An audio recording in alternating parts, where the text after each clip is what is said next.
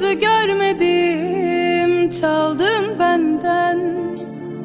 Sürgün gibi çekmedim, kalmadı senden. Ellerimle yazdım bu sonu, şimdi yerli bir şehrin yolu. Gönlüme girdin ama son oldu, yalancı gül sevemem.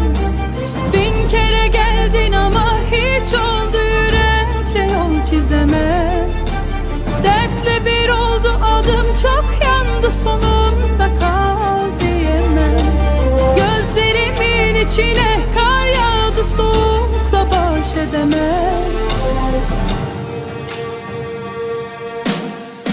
Bu aşkın tozlu yolunu bulduğum yerden, gündüz gözü görmedim, çaldın benden. Sürgün gibi çekmedim, kalmadı senden. Ellerimle yazdım bu sonu, şimdi yerli bir şehrin yolu.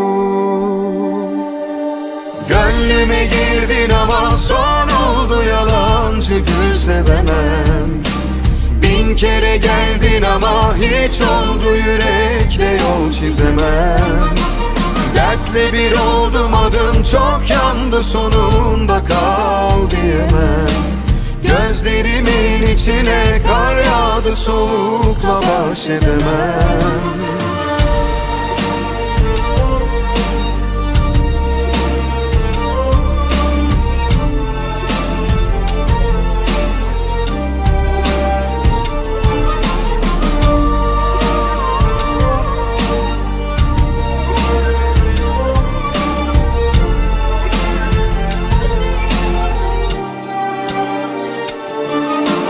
Gönlüme girdin ama son oldu, yalancı gül sevemem.